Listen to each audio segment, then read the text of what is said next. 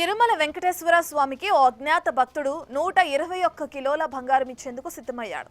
ఎవరా భక్తుడు, ఏంటా కథ అన్న విషయాన్ని పక్కన పెడితే ఈ టాపిక్ తో వెంకన్న బంగారు కొండ గురించి ఆసక్తికర విషయాలు వెలుగులోకి వస్తున్నాయి. స్వామివారి ధన సంపత్తి రోజు రోజుకి పెరిగిపోతుంది. ఇటీవల కాలంలో ఏకంగా 140 కోట్ల రూపాయల విలువైన బంగారం స్వామివారికి అందుతుండడం ఇదే తొలిసారి కావడంతో అందరినీ ఆకర్షిస్తోంది.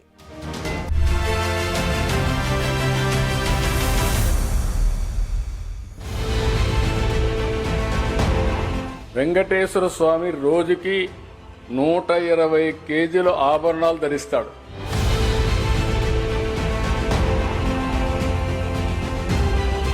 కలియుగ ప్రత్యక్ష దైవం శ్రీ తిరుమల వెంకటేశ్వరుడి సన్నిధి నిత్య కళ్యాణం పచ్చతోరణం అన్నట్లుగా శోభాయమానంగా ఉంటుంది. స్వామివారికి భక్తులు కానుకలు ఎన్నెన్నో సమర్పించుకుంటారు. నాటి శ్రీకృష్ణ దేవరాయల కాలం నుంచి పల్లవ, చోళ, రెడ్డి రాజవంశాలు, బ్రిటిషర్లు, నిజాం పాలకులు ఇలా చెప్పుకుంటూ వెళ్తే ఆధునిక యుగం వరకు వెలకట్టలేని కానుకలను దైవభక్తితో సమర్పించుకున్న వారెందరో.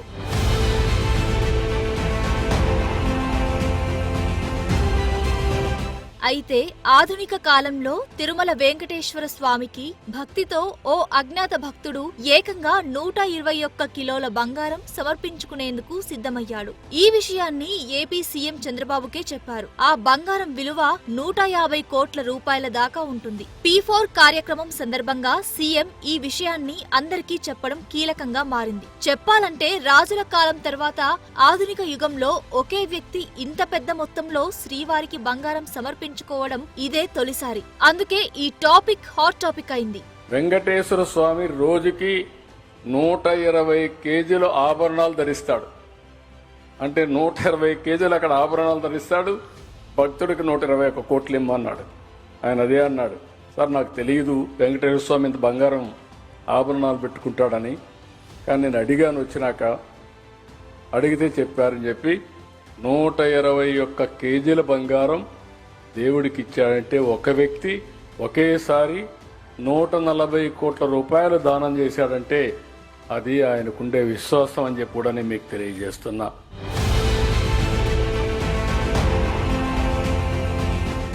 విజయనగర సామ్రాజ్యంలో శ్రీకృష్ణదేవరాయలు మొదలుకొని చాలా మంది రాజులు ఇచ్చిన వజ్రాభరణాలు, మణిమాణిక్యాలు, రత్నాలు, కెంపులు, హారాలు, వజ్రాలు, వైఢూర్యాలు ఇవన్నీ మన ఇప్పటి లెక్కకు అందవు. వీటి ప్రాచీన పురాతత్వ విలువ ఎవ్వరికీ అందదు కూడా.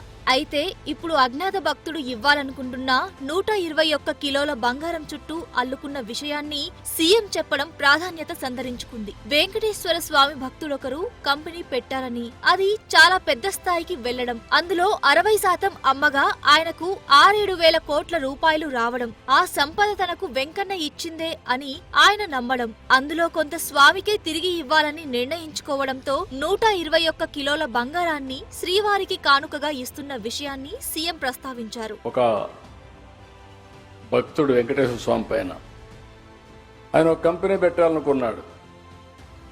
కంపెనీ పెట్టాడు, సక్సెస్ అయ్యాడు.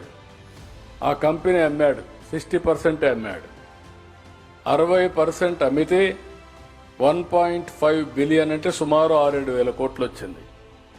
ఈ సంపద వెంకటేశ్వర స్వామి ఇచ్చాడు కాబట్టి ఆయనకి తిరిగి ఇవ్వాలని ఆ భక్తుడు నిర్ణయించుకొని 121 కేజీల బంగారం వెంకటేశ్వర స్వామికి ఇస్తున్నాడు. ఇప్పుడు ఆయన 121 కేజీలు అంటే దగ్గర 140 కోట్లు, 150 కోట్లు.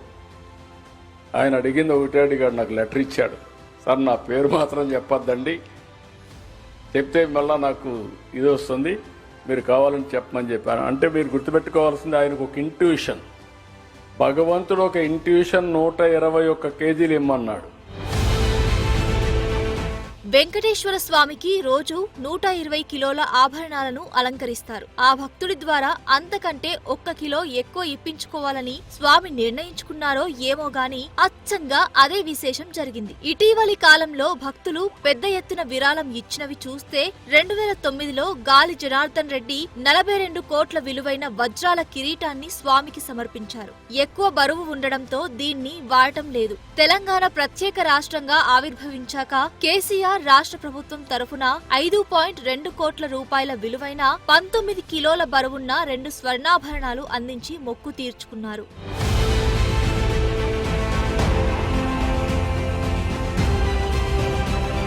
ప్రవాసాంధ్రుడు రామలింగరాజు ఇచ్చిన 11 కోట్ల విరాళంతో శ్రీవారికి కొత్త సహస్రనామ కాసుల బంగారు హారాన్ని తయారు చేయించారు. మొత్తంగా శ్రీవారిని అలంకరించేందుకు సుమారు 1100 బంగారు ఆభరణాలు, 376 వజ్ర వైఢూర్యాల నగలు ఉన్నాయి. బంగారు ఆభరణాల కానుకలు పెద్ద ఎత్తున వస్తుండటంతో టీటీడీ కొన్ని కీలక నిర్ణయాలు తీసుకుంది. ముందస్తు అనుమతితో నిబంధనల ప్రకారమే ఈ కానుకలు ఇవ్వాలన్నది. దీంతో హుండీ ద్వారా బంగారు కానుకలు రావడం ఎక్కువైంది. ఏటా హుండీ ద్వారానే సుమారు టన్ను బంగారం వస్తున్నట్లు చెబుతున్నారు. స్వామివారి అలంకరణలకు ఉపయోగించేవి అలాగే ఉంచి ఇతర ఆభరణాలను బ్యాంకుల్లో డిపాజిట్ చేస్తూ వస్తున్నారు. వీటిపైన టీటీడీకి వార్షిక వడ్డీ రూపంలో ఆదాయం వస్తోంది.